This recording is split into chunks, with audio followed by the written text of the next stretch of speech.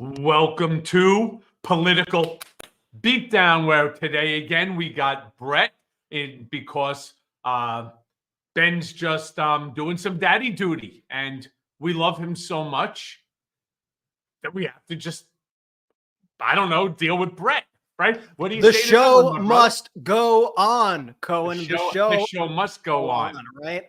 Rain or shine, Ben here, Ben not here. The show must go on, and here we are. That is so true. And talking about the shit show amongst shit shows, I mean, von Schitzenpants. Today, we will not use the name that shall not be named, right? And it's not Voldemort. It is von Schitzenpants. And we will only refer to him today as von Schitzenpants because it is so stupid what is going on. So he goes to Wisconsin for this rally. And all he wants to do is talk about crowd size.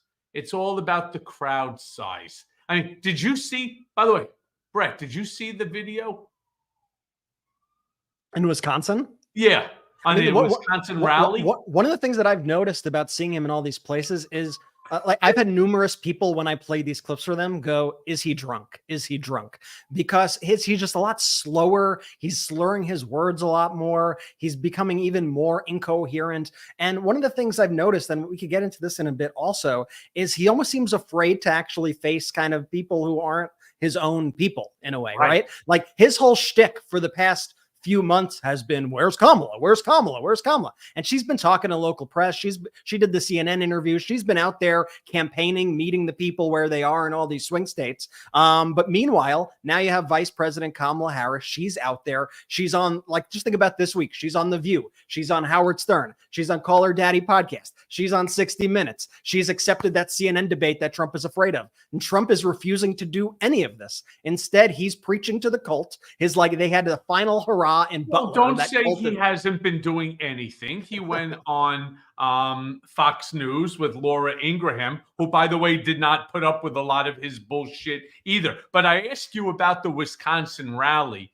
because, again, crowd size to von Schitzenpants is extremely important. Right? That's basically what's going on here. It's shrinkage. There's a lot of von Schitzenpants shrinkage when it's talking about crowd size. And what does he do? He asks his sycophantic handlers to display a photo of the rally size, the crowd, quite frankly, it's the most massive crowd that you've ever seen. I'm not so sure anybody's ever seen anything bigger. All right. And then what do? He goes nuts because they put up, in his words, the wrong picture. And he attacks them, claiming they're really stupid. Play this clip. And we have something to show you the kind of crowd we had last night. It was really something special. So let's put it up if we can.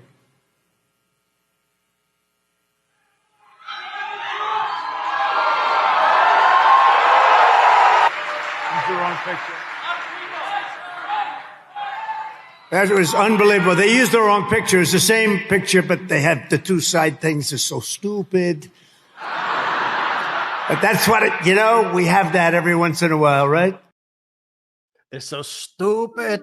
What was that voice even that he did? I don't even know. They're so stupid. There's a lot of events recently where there's something technical goes wrong and he yells at either the people in the venue or he yells at his staff. The teleprompter. Yeah, my new favorite thing that he does, Cohen, is he goes, this is like part of his stump speech that I believe he has written into his speech at this point, but he goes, don't you appreciate the fact that you have a president who doesn't use a teleprompter? And he's reading it off he's got two teleprompters in front of him that he is literally reading it off of when he says it. And he says it in every speech. So it's a part of the stump speech. These rallies have just gotten like even more sad and more pathetic. Like we were speaking about last week, Cohen, like at least like when you think back to 2016, you could kind of put together what's his coherent message here. Now it's just a lot of like personal grievances. It's just all all me, and it's all they're out to get me. They're just standing in the way. It's yelling at his staff. It's yelling at the audience. It's telling you, yo, you like overtime? I'm not going to get you overtime. I don't know how that's a message that's worked its way. And then it's all fear mongering and blaming migrants for quite literally everything that is going on. And like I was saying, the guy is petrified to face the actual media. So he was all set to go on 60 Minutes, and Vice President Harris was on last night. I think she did a terrific job. She got some hard questions. She answered them well. I think it was a great way for her to reach a vast amount of people. She was also there with Liz Cheney. Liz Cheney appeared and gave her cosign, which I think is an incredibly powerful moment on CBS on 60 Minutes for those moderate voters to hear someone like Liz Cheney say, I trust Kamala Harris. I am voting for her. And Donald Trump turned this event into one massive missed opportunity for himself by refusing to go. And if we all remember, Donald Trump was on 60 Minutes back in 2020. And what happened? He stormed off like a whiny little baby. And apologies to babies. I know we just got a new baby in the Midas family. Hi, Jimena. I don't mean you. You're far more mature than Donald Trump here. But if you remember, Donald Trump stormed off. He then handed Leslie Stahl a giant binder that ended up being full of blank pages and just executive orders and bills. And he said it was his healthcare plan. Like they weren't going to look in it and see that there was nothing in the book that he handed over. He storms out. And the other questions that he got mad at her for back then was when she asked very basic things like, Mr. Trump, you say, at your rallies, you say, suburban women, will you please love me? Why do you say that? He goes, I never said that. I used to make it sound like I'm pathetic and I'm begging. It's like, play the clip. You say it all. You still say it to this day. They asked them very basic questions back then, like, Mr. Trump, why do you say lock her up? Do you want to lock up the governor of Michigan? Do you want to lock up Hillary Clinton? When have I ever said lock her up? You're gonna deny your slogan? That's like you deny you've ever said you're fired. Right. Like I like this is like you're the locker up guy. It's like it's kind of your thing, bro. But Donald Trump, he's so pathetic. I mean, it really is so pathetic. In fact, I kind of love it when Ben turns around and he tries to start imitating Donald, right? And he starts pretending to cry, like wah, wah. He goes, it's all about it's me. And listen, Ben is one very smart guy, but when it comes to doing impressions, he's really at the bottom of the Meiselas family. I mean, we'll workshop it with him. Don't you worry. But like, we're now what? We're Cohen. We're 4 years frankly, after. You may need to use some AI in this, right? AI. You've gotten pretty good. AI is artificial intelligence. You've gotten really good at the Trump. I got the von Schützenpants, I should say. But it's been 4 years. Trump is still holding a grudge, and he had agreed to go on 60 Minutes in the first place, and then he pulled out last minute last week. So 60 Minutes announces this, and what happened is they asked, like Stephen Chung, Donald Trump, they asked 60 Minutes, are you going to be fact checking him at 60 Minutes? And they're like, yeah, we're journalists. Like, of course, that's what we do. And they pulled out. And they admitted that was why. Stephen Chung, who is Donald Trump's spokesperson, says, they didn't tell us in advance that we were going to fact check. So what do you think an interview is? And by the way, is it me or does Stephen Chung look like Shrek? No, seriously. Doesn't.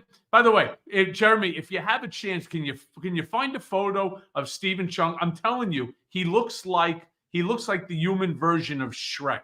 I'll throw this out to the Political Beatdown community. Have you ever seen Stephen Chung and Shrek in the same room together? I rest my case. I know. Whoa. I don't want to do that to Shrek, though. Shrek's actually a good guy. Dude, Shrek is cool. Stephen Chung is not. Just imagine that you're going on 60 Minutes. Now, look, whether you like 60 Minutes or not, you have to acknowledge that as a show, it is truly and has always been considered a journalistic masterpiece. They don't fuck around with 60 Minutes. They really get into the story. And you may have seen, just even as Brett was saying yesterday, when Kamala Harris was on it, they didn't throw her softball questions like Sean Hannity does with von Schützenpants. Oh, how was your day, Mr. von Schützenpants, Mr. President? And he's like, well, quite frankly, my day went really I hit the golf ball. I hit it really straight and it went really far. quite frankly, I don't know if anybody's ever hit it further. And then you sit there and what? Seriously? And he goes, Mr. President, but you don't really mean that you're going to try to rewrite the Constitution, right? You're not really going to violate any citizen's First Amendment constitutional right. And he doesn't even take the lead on that. He doesn't. He goes ahead and he says, well, we'll have to see, because there's a lot of people that he goes, no, you don't really mean that you're going to. And he goes, well, we'll have to see. He can't even pull it out of this moron. All right. That no, the sacred Constitution is not for Donald to rewrite. It's not for anybody to rewrite. Now, if you want to make an addition to an amendment to the Constitution, that's one thing. But imagine von Schitzenpants taking out a crayon. He's going to take out a crayon and what? A stolen top secret document in order to do what? To rewrite the Constitution, to destroy the tripartite system of government. Brigaders, I'm not being hyperbolic here. What I'm doing is I'm parroting what von Schitzenpants said before, that he intends to rewrite the Constitution, and he intends to strip the legislative branch and the judiciary of its co-equal powers under the Constitution. And then what he intends to do is to confer all power to the executive branch, meaning the chief executive, which is him. And that's how you create an autocracy. That's how you create, that's how you destroy democracy. And, obviously none of us should ever want to see that happen, least of all in the United States of America. Yeah. I mean, it's all right there in Project 2025. It's all right there in Agenda 47. It's all right there in the things Donald Trump posts out himself. I want to terminate the Constitution, like literally word for word, something Donald Trump says. And you should believe him when he says those things. But going back to the 60 Minutes thing, I have good news for you, Cohen. Trump says he'll still go on if they apologize to him for being so mean to him. Did you see this at the Wisconsin rally? I most certainly did, Mo. I most certainly did. Right? Right? Because that's what the schmuck deserves. Like a picture, right? I mean, no, that's not how it works. Von Schitzenpants has absolutely no idea how this thing works at all. 60 Minutes isn't going to apologize to you because they intended to fact check you on your lies. Serious? How does somebody even have the balls to ask them that? It's almost like, hey, Brett, I want you to apologize, to me because you called me out on a mistake that I made, and you wanted to correct the record. How do you apologize to some? There's a lot of things that people need to apologize for, but fact checking, I don't know. Once again, the guy has created a whole new what do you even call it? A whole new method for accepting interviews with legitimate journalists. I mean, he's scared. Jeremy, do we have that clip of Trump at the rally saying that he'd only go on if they apologize to him? If we do, let's play it now so people could know we're not making this stuff up.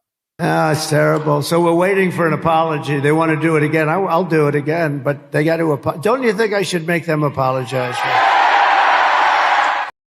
What do you clap? Yeah. Don't you think? And how about how stupid the crowd can be? Don't you think that I should make them apologize? And they're applauding him because 60 Minutes won't let him go on television and spew lies. I'm lost. Brigaders, help me. I'm asking you. And by the way, Jeremy, if you find that Shrek Stephen Chung picture at any moment, just hit us up and throw it on up there just so that people understand. I'm not joking when I said I never knew Stephen Chung. I never met him before and so on. And all of a sudden I see a picture of a guy who's constantly attacking me. And I say, oh my God, I'm being attacked by Shrek, right? This is out of control where you have an audience, and I don't care how small the audience is. If it's an audience of one, that's one too many. This is no longer a joke. When they will applaud somebody for lying and for wanting an apology from a journalist or an agency like a 60 Minutes, a news outlet that turned around and said, you cannot come on our show and lie to our viewers, because it's still ABC, right? Or is it CBS? CBS. CBS. You cannot come on our show and lie to our viewers. I mean, because 60 Minutes is like what? 50, 60 years old. Remember, there was Morley Safer and Mike Wallace and so on. You can't come on and lie to our audience and think that we're not going to call you out on it. And now, the only way that you say that you will come on, which von Schitzenpants will not under any circumstance, is if you promise not to fact check me and you apologize. And they applaud for this. What am I missing, Brett?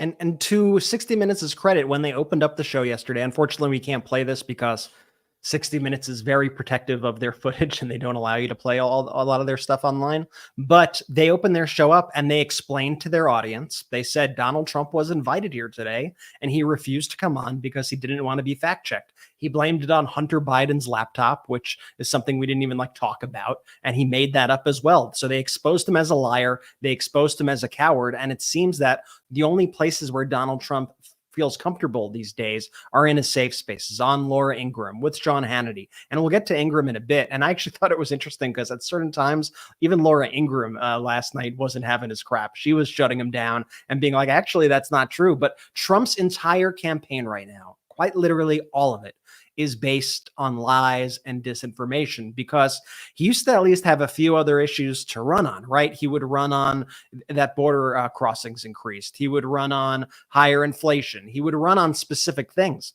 Most of those problems are pretty much solved or are heading in the right direction right now. Like by a lot of those metrics, and inflation is down, border crossings are down to like 2019 levels. You are seeing all these metrics which Donald Trump thought were going to be his keys back to the White House. You're seeing them turn against him. And so when reality turns against Donald Trump needs to turn against reality. And we see here some good economic news here being posted by Carl Quintanilla here at CNBC. They're calling it a once-in-a-generation economic upswing. There's been a lot of great economic news that has even surprised the experts, many of these experts who were predicting recessions a year ago with like 100% certainty. But Trump only now could run on lies, which is why you're seeing him use artificial intelligence, which is why you see him in every crisis, or even when there is no crisis, making things up to try to fool and deceive people. And this is probably the most vicious part of Trumpism or MAGA or whatever you want to call it that I think exists, because not being able to exist on the same plane of reality as political opposition, so to speak, is a problem, because we can't solve any problems if that's the case. We are now seeing two hurricanes. We're seeing Hurricane Helene, which just hit a bunch of states. And now we're seeing Hurricane Milton in Florida, which looks absolutely devastating. And while the federal government, while FEMA is out there trying to give people the accurate data, accurate information to actually save people's lives, trying to give people the care that they actually need, Donald Trump is going around and he is trying to counter program FEMA and all the federal agencies and all the first aid workers on the ground, counter program them with total lies. And so this is one of the things. Yeah, but Brett, let me say this. Donald has that under control. Totally under control. In less than 24 hours, he can fix the whole problem with Hurricane Milton. What do you mean? I ordered the Trump red Republican. No, you need the red. I don't have the red Republican Sharpie now. And if I may, all right, I've done this for you. Cohen has a map for the audio listeners. He literally just pulled out a map. This is the Trump hurricane path. Okay. What happens is what's going on is the path is going through Florida, as you can see in blue. It's called a storm. Quite frankly, it's a storm. It's a storm that has water. It's going to be a lot of water. Water is wet. All right. But thanks to Trump and his red Sharpie, what he intends to do is to move the storm with this Sharpie south, away from Florida, all right, and into the ocean where it will have little to no effect. Because I don't know why Vice President Harris and President Biden haven't thought of that. Well, because they're not Donald. They don't think about things like this. So true. See, hey, listen, Howard the Sharpie. Why hasn't Joe Biden acknowledged that water is wet? Quite frankly, I'm just not sure he even knows. Right? The wettest of all water. This is not a joke. This is not a joke. On top of that, when you said that Laura Ingraham was not having it, even Laura Ingraham wasn't having this fucking level of stupidity. All right, because you remember Cohen's pulling out the map again. Yeah, I mean the Sharpie thing. And to remind folks, Brett, the only mistake you made, you need the new 2024 Trump grift red Sharpie. You went for the 2016 through 2020 black Sharpie. Yeah, it's a big mistake. Sharpie. And does that one go for $99.99 and it comes with a Trump Bible or something? $399.99, assuming you're ever going to get it. But yeah, you know, let's reflect on that for a second, because Donald Trump, when a storm hit, Donald Trump made up the fact that it was going to hit Alabama. It wasn't going to hit Alabama. Donald Trump made that up. And the people in Alabama, the elected officials and the weather service and everybody was like, what are you talking? Like, no one in Alabama has to worry. It's not going to hit Alabama.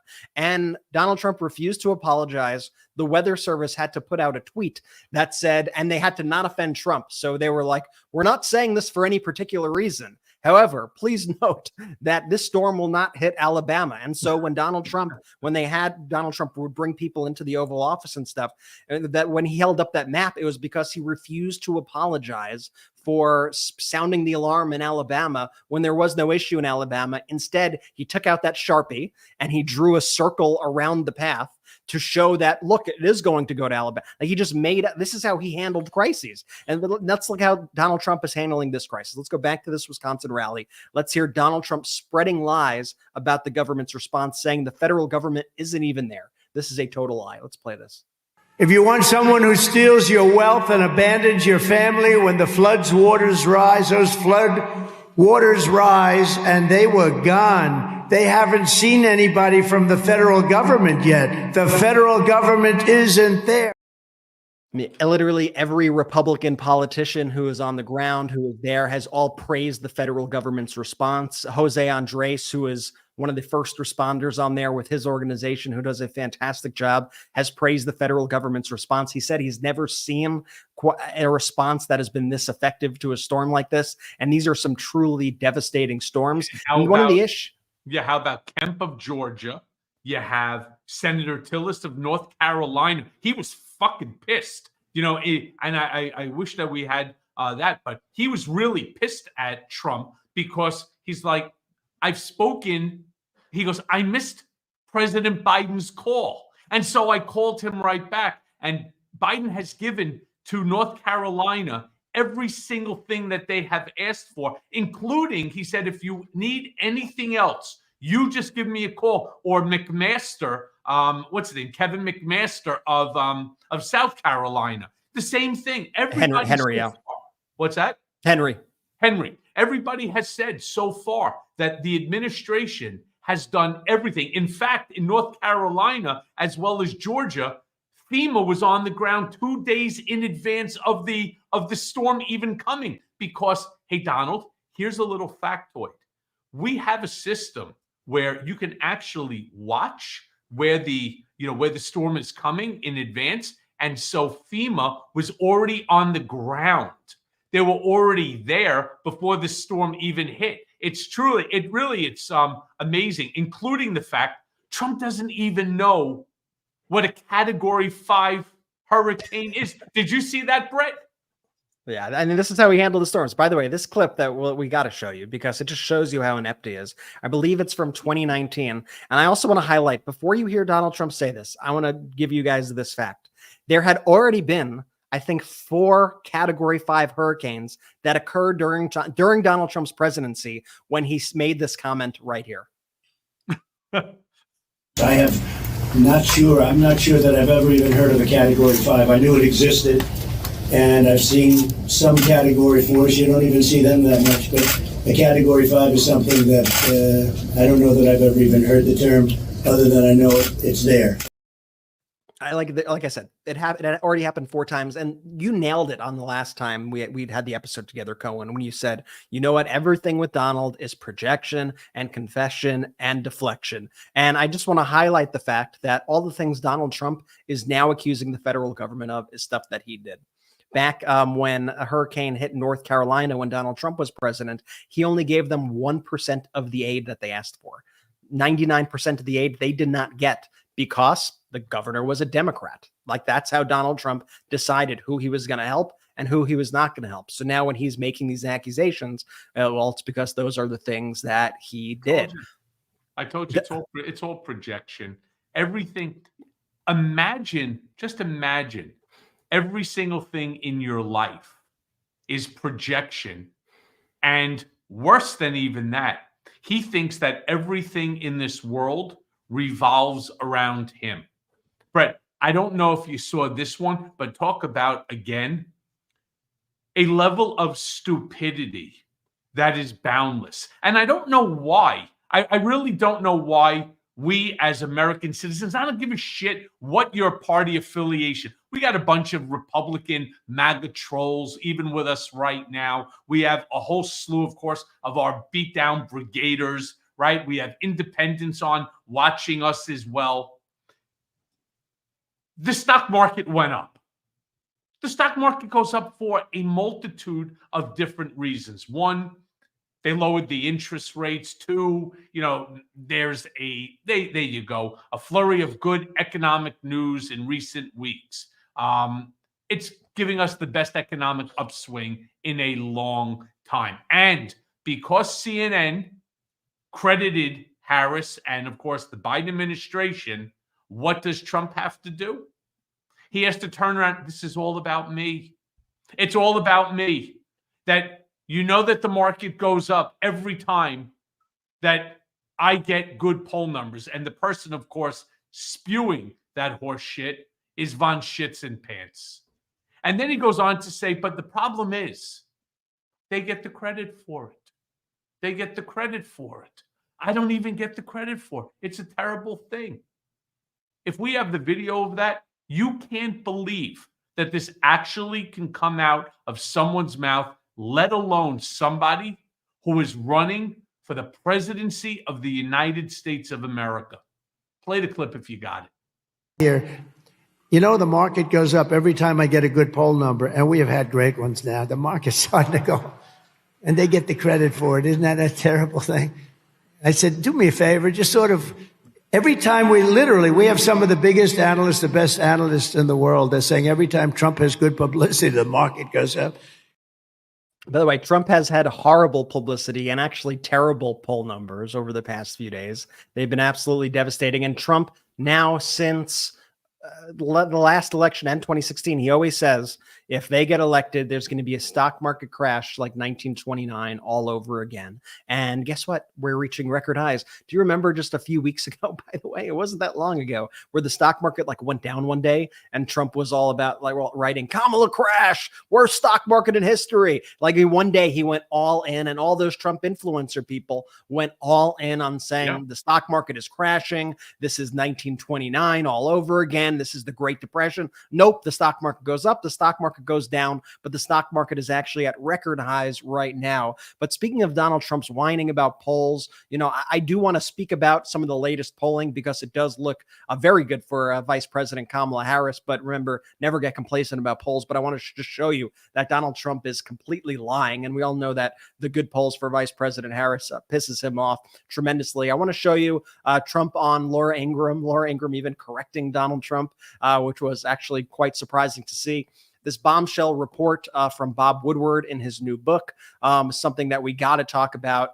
Donald Trump still contacting Putin at least 7 times since he left the White House, and worse, giving away our COVID supplies to Vladimir Putin personally. We're going to cover all that and so much more. Remember to go to patreon.com/political beatdown. You support the show right here. You get to meet Michael Cohen. You get to meet Ben. You get exclusive content. You get exclusive updates. It's super cool. Patreon.com/political beatdown. And if you're listening, you got to be subscribed to Mea Culpa podcast, right? You can't be watching the show right now and not. And if you're not, make sure you go anywhere you get podcasts, go and add Mea Culpa podcast with Michael Cohen. It's the version with the blue background. You may see 2 versions show up. Make sure you hit the one with the blue background. That's the one that you're going to want to do. All right, Cohen, I'm having so much fun with you. I can't wait to hit all these other topics. First, we got to hit this quick ad break, and we'll be right back after this. It's hot outside, and your nighttime bedroom temperature has a huge impact on your sleep quality. If you wake up too hot or too cold, I highly recommend that you check out Miracle Made's bed sheets. Miracle Made sheets are inspired by NASA, and they use silver-infused fabrics that are temperature regulating so that you can sleep at the perfect temperature all night long. Miracle sheets are luxuriously comfortable without the high price tag of other luxury brands. And you know what? They feel as nice, if not nicer, than sheets used by some 5-star hotels. Using silver-infused fabrics inspired by NASA, Miracle Made sheets are thermoregulating and designed to keep you at the perfect temperature, again, all night long, no matter the weather, so that you get better sleep every single night. Stop sleeping on bacteria. Bacteria can clog your pores, causing breakouts and acne. I mean, sleep clean with Miracle. These sheets are infused with silver that prevent up to 99.7%. Get a look, 99.7% of bacterial growth, leaving them to stay cleaner and fresh 3 times longer than other sheets. So there's no more gross odors too. Go to trymiracle.com/beat to try Miracle Made sheets today. And whether you're buying them for yourself or as a gift for a loved one, if you order today, you can save over 40%.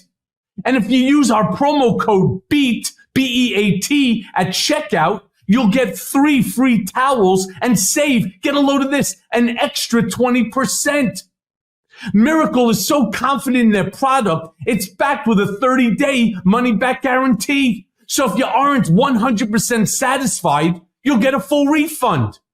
Now upgrade your sleep with Miracle Made. And go to trymiracle.com/beat and use the code BEAT to claim your free 3-piece towel set and save over 40%. Again, that's trymiracle.com/beat to treat yourself. And thank you, Miracle Made, for sponsoring this episode. Just accept irritation as a normal part of shaving. Henson Shaving asked that question, and they didn't like the answer. So you know what they did? They decided to do something about it. They brought aerospace precision to the world of shaving. I mean, their razors are manufactured in the same shop that made parts for a Mars rover and the International Space Station. That level of precision, it translates to a gentler shave for your skin. So it's not about gimmicks or moisturizing strips. It's about fundamentally changing how a razor interacts with your skin. It's time to say no to subscriptions and yes to a razor that'll last you a lifetime. So visit hensonshaving.com/beat to pick the razor for you and use code BEAT. And you'll get 2 years, listen, 2 years worth of blades free with your razor. So just make sure to add them to your cart. That's 100 free blades when you head to hensonshaving.com. That's HENSONSHAVING.com/beat and use code BEAT. Yeah, use code BEAT and get 20% off. And you can see I have not gotten my Henson shave. Looking good though. Look, talk about crazy shit. We just got to get right back into it because unfortunately the time goes by too quickly here and we have too much fun as a community. I'm blown away that Trump doesn't like flies. I mean, von Schitzenpants with the stink. You would think that only, of course, flies get attracted to it. At the rally, there's a fly that's buzzing around von Schitzenpants. And, normally, do you remember what happened, like, for example, with Mike Pence when the fly landed in his hair? And, that became the big thing where they circled it in the big giant spot. But he didn't move. He didn't do anything. Trump is like chasing this fucking fly around the whole time. But what really angered me, Mike Pence's revenge. Yeah, what really angered me the most here is, again, the weave, which we all know, hands, right? You got to go for the weave, where he starts talking about how he intends on getting aggressive for our country. Play this clip. A coal plant a week. I don't like flies. Get out of here, fly. Never been a big fan of flies. You don't mind my bringing that up, do you? Anyway, this is a very aggressive sucker, though. This one in particular is very aggressive. Like, I'm going to be aggressive for our country. You can probably say that. If this... The fly is aggressive, and he too is aggressive like the fly. He compares himself to a fly. Now, Cohen, I have to ask you this question. We just saw that clip. Now, we have seen at multiple rallies and events, I saw at least 3 to 5 instances fairly recently of Donald Trump apparently being swarmed by flies and having to swat them away while he's up on stage. And then he usually tries to weave it the way that you saw there into something. What the heck do you think is going on with these flies? Do they actually exist? And if so, why are they swarming Donald Trump at every event? Well, I mean, look, there's a lot of answers that can go. Obviously, I'm not there, so I don't know whether or not the fly is even real, or is it a figment of his imagination, so that, he's thinking on what can I do to successfully weave, right, my desire to be aggressive. First of all, I don't even know what that means. He's going to be aggressive. Is that aggressive against his critics? Is that aggressive again so he could bring up using SEAL Team 6 of the military, right? Or do we just go to the old adage, fly like flies to shit, right? It's one of the other. It could be the stench of that orange crap that he puts on his face. It could be stench from a diaper. Who the fuck knows? In all fairness, though, Brett, and I know my brigaders feel the same way that I do, who cares, right? I don't care why the flies are buzzing around him. What I care about is the stupidity that emanates out of that gaping anus under his nose. That's the part that really bothers me a lot. A lot. Why? Because what he's doing is he's already signaling. He's signaling to everybody, all right? Not just the folks that are there in the audience, but to all of the folks that are watching these rallies, these whatever the hell you want to call them, that he intends to do the things that he had said. And why, once again, is the media, why do his sycophantic followers try to sane-wash everything that he says? I don't know the answer. But worse, why do we allow him? That's why here on Political Beatdown, on this Midas Touch Network, on my Mea Culpa, or even my YouTube channel, we don't allow sane washing. We call it for what it is. All right? Flies to shit, whatever the hell it might be. We call it for what it is. When he lies, he needs to be called out on it. When he goes ahead and spews misinformation or disinformation or malinformation, we're not going to sit back and then just say, yeah, but that's not what he really means. What he really means is no bullshit. Don't listen to what anybody else says. Not me, not Brett, not Ben, not anybody. Listen to what Donald Trump is saying. He's telling you exactly what he intends to do. And I don't know why, when somebody is telling you who they are, why is it that you want to create somebody else? I mean, accept him for who he is. And if we all, and I don't just mean Democrats, I'm talking about Republicans and independents alike, if everyone accepted him for what he actually is, which is just a lying, thieving grifter, there would be no competition here, and our democratic republic would not be in jeopardy by somebody who is the single greatest threat to America's democracy that this country may have ever had. It's so well said. And, you know, Cohen, that's one of the reasons why on shows like Political Beatdown and the Midas Touch podcast, we are so focused on showing you these moments from the Trump rallies, because we've had too many experiences of us watching local news, us watching cable news, and we see the parts of the rallies that they show their audiences. They sane-wash the crap out of these things. They will basically show the scripted part at the end where Donald Trump says things like, "We will make America great again. We will make America strong again," like just his sign off. And then they'll go, "Donald Trump held a speech on the economy on Tuesday where he delivered his vision for the future." I'm like, no, he did not. Maybe was the press release that he released, but he was talking about flies and Hannibal Lecter and all this crazy stuff, which is why it was so brilliant at the debate when Kamala Harris said, "I'm going to say something unusual. Go to his events. I want you to watch them." And she reiterated that last night on 60 Minutes. I want you to watch that event. And that's one of the reasons why we try to bring you these clips unedited. Here they are. Here's what he said. Don't believe me? Let's play the clip, because it's important that people don't think it's just two guys bullshitting on a show, but that these are his actual words. And you need to listen to his actual words, because he often tells you exactly what he going to do. I want to show you, just to counter what Donald Trump was saying in one of the clips we showed you before the break. If we could pull up some of the recent polling, just to show you that Trump is even lying about that, because he lies about literally everything. Let's pull up like the Morning Consult poll, if we have it, has Vice President Kamala Harris up 5 among likely voters, 51% to 46. There was a pretty devastating poll for Trump out of Pennsylvania as well, this Bullfinch poll, which was actually commissioned by a Republican group, which has Kamala Harris up 50% over Trump's 46%.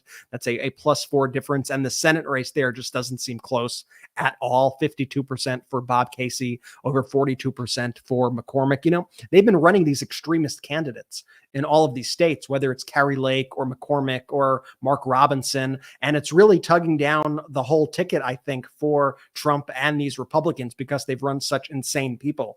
The race seems close, according to this AARP poll in Arizona, which has Trump up 2 there, but has Gallego up 51 to Lake's 44. And by the way, that's probably the most narrow gap that I've even seen between Gallego and Lake. So I would say, you know, that's even, you know, further apart. There was this Wasson Center poll, and this one like is probably sending shockwaves, quite frankly, through the Trump campaign right now. This is in Virginia.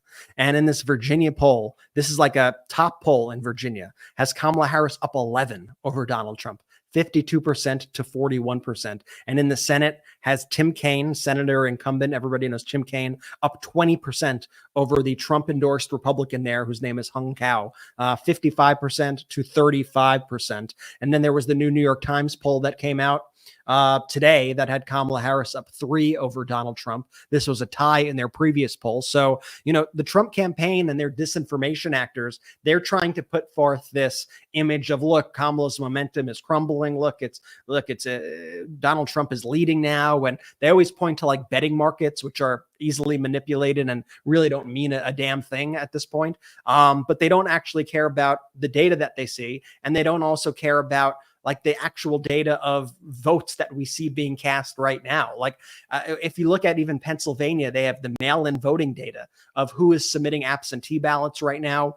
And it's something like 70 to 72% of the ballots that are currently being returned in Pennsylvania are from people who register as Democrats. And so there's a lot of data which should really be scaring the Trump campaign at this point, but they always need to project the opposite. And one of the dangers of them projecting the opposite is that they set this up for another kind of January 6th. And it's one of the dangers in what Fox does and what OAN does and what Elon is doing, because if you go on kind of right-wing MAGA Twitter, According to them, it's funny how the two groups are different, right? I feel like Democrats and the coalition behind Kamala Harris always is like, we need to play like we're 10 points down. Let's always, it always feels like we're losing. We need to be doing more. What else could we be doing? The MAGA people always think the opposite. They always think we're winning. It's a sure bet. We got this 100%. That if there's any other thing, but there's a reason. There's a reason, Brett, why they're doing that, because they're setting everybody up for the big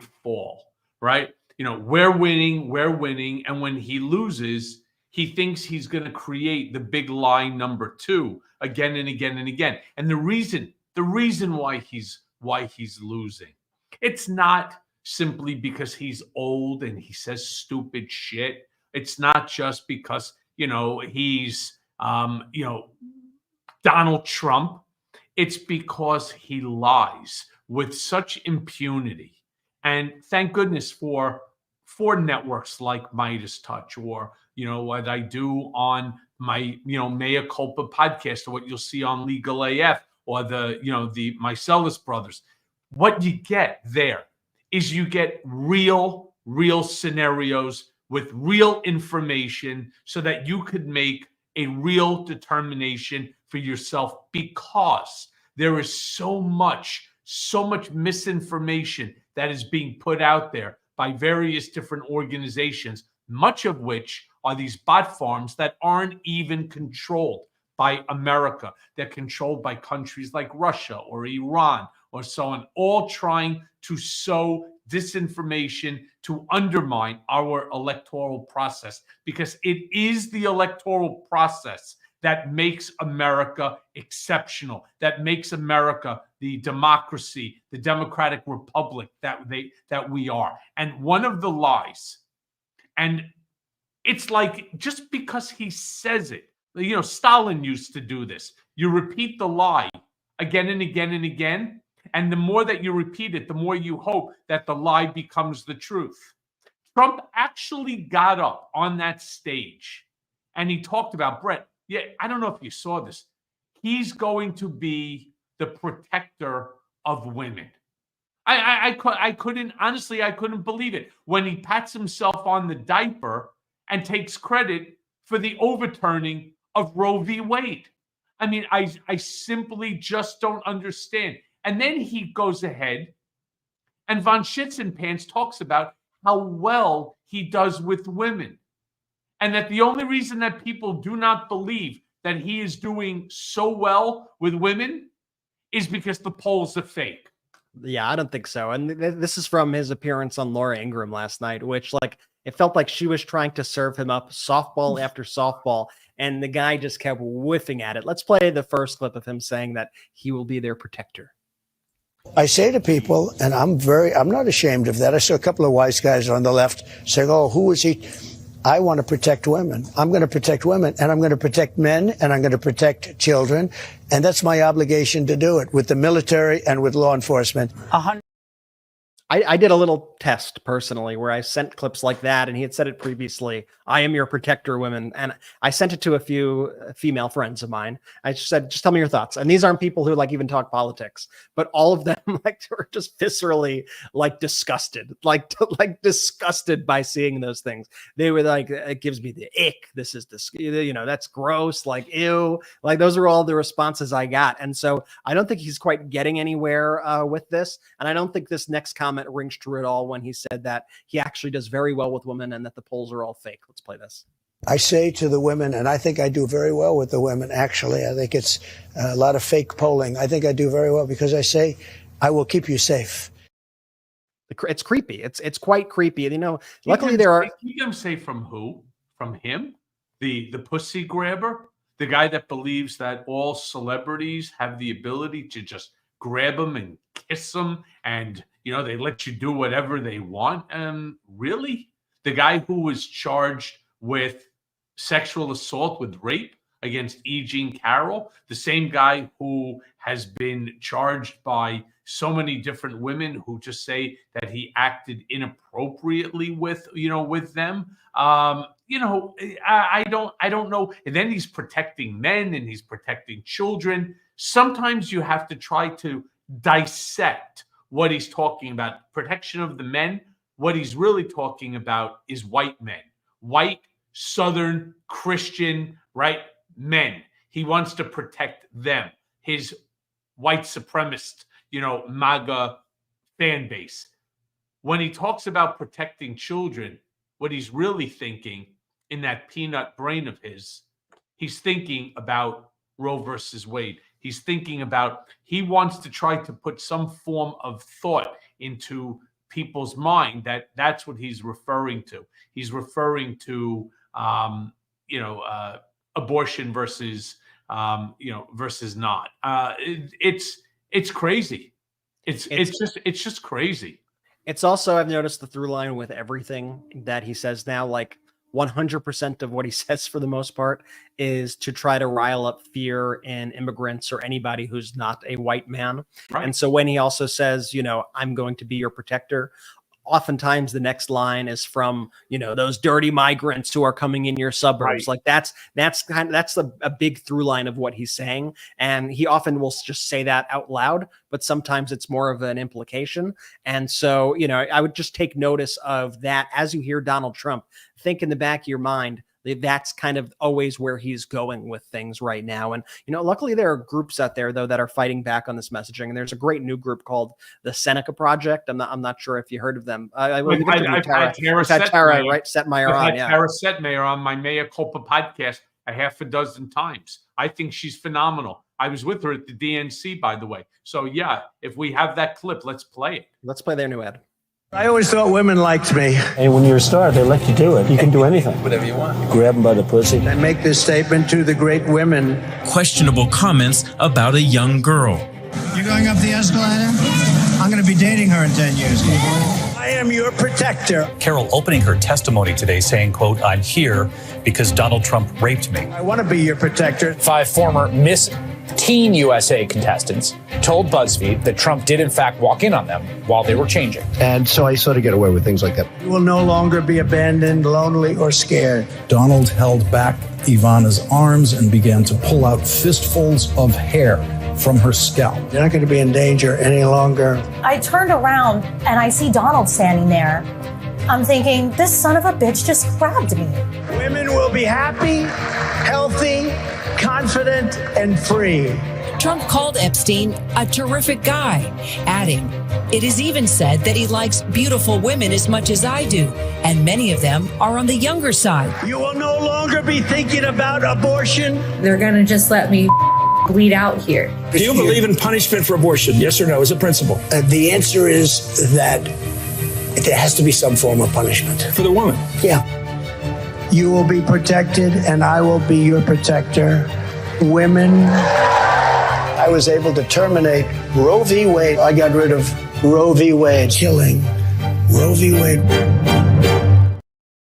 This is a great spot. And yeah, for those, if I know everybody listens to Mea Culpa, so you probably heard Cohen's interviews with Tara Setmeyer. If you have not, Tara also used to she used to be at the Lincoln Project. She's a former Republican who's on the pro-democracy side of things now. And the Seneca Project is aimed at female voters. And I think that's an incredibly powerful ad. And speaking of the Lincoln Project, they also today came out with this just absolutely harrowing spot that it's their take on Johnson's on that Daisy ad, the famous Daisy ad from 1964. If we have this, let's play this. It made my heart sink when I saw this. It's pretty rough, but watch.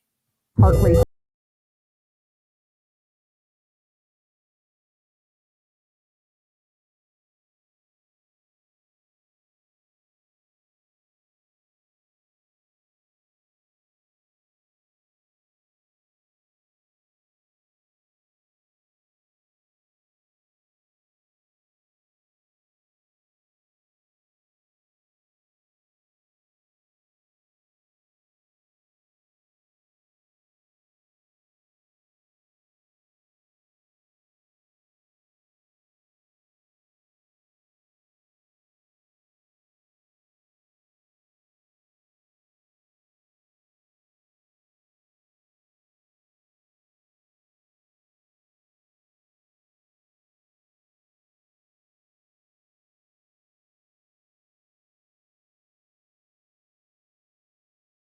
to comply with? How does a mother who is dying in a hospital bed get to a courthouse to prove to a judge that she's dying? You will no longer be thinking about abortion. You knew what he'd do. You knew his politics would end my freedom, my rights.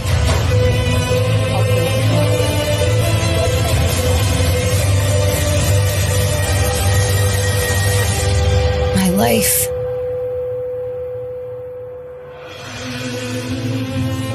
You chose hate over me.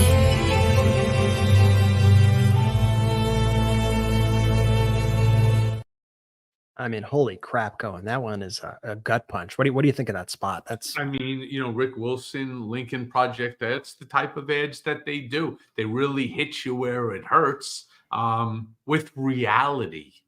With reality. I mean, put yourself as a parent into that ad, and you say to yourself, yeah, Jesus, thanks, Donald, right? Because without your incredible overturning of Roe v. Wade, which, by the way, my friends, it doesn't stop with just Roe versus Wade. The Dobbs decision has much more significant implication than just Roe. It also attacks Bivens. That's the case that I'm going to the Supreme Court on, God willing, with my writ of certiorari that's been filed. On top of that, it also implicates a case called Obergefell, which is same-sex marriage, where they're already talking about turning it over to the state. So there will be states that will not allow same-sex marriage. I thought we were past that already. And then it gets even better. There's a case called Blassingame, I think is what it's called, where it's going to now overturn and federal right to marry interracially. I mean, this is so crazy that this guy has managed to figure out, simply by putting people into certain powerful positions like former Attorney General Bill Barr, or now the 3 Supreme Court justices. They have figured out how to overturn these rights that we have all grown up with. Do you really care? Do you really care who somebody's married to? Is that what your life has become minimized to? That you worry about your next door neighbor? Worry about yourself. Worry about your own kids, your own family, instead of somebody else's. I don't even know what to say. And then on top of that, with everything else going on, Schmuck von Schitzenpants goes ahead and he starts talking again. Loose lips sink ships. He's talking about, well, since he lost the election, he's spoken to Vladimir Putin like 7 times and so on. You understand that there's something called the Logan Act, right? This is New York Times here. Trump secretly stayed in touch with Putin after leaving office. There's something called the Logan Act.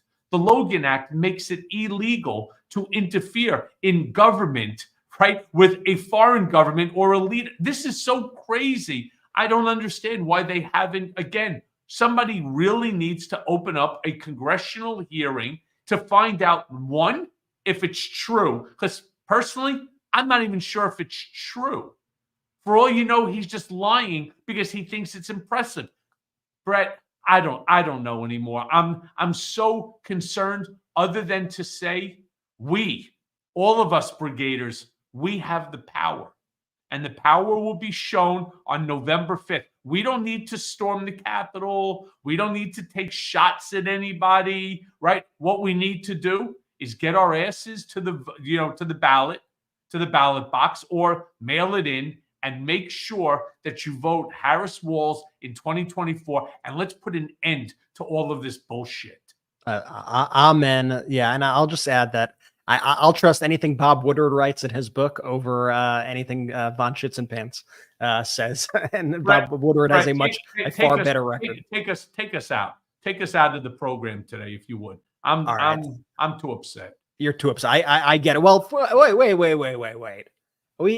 I'm not letting you off the hook, Cohen, because there's a 2-finger salute with your name on it, and the Political Beatdown, the Brigaders need to know who is getting the 2-finger salute today. So Von Shits and Pants. I think that might be 2 in a row. Von Shits and Pants. Fuck you. I mean, I hate giving. It's just so easy that every single week, every single episode that we do, it could always be Von Shits and Pants because he's just such a fucking fool.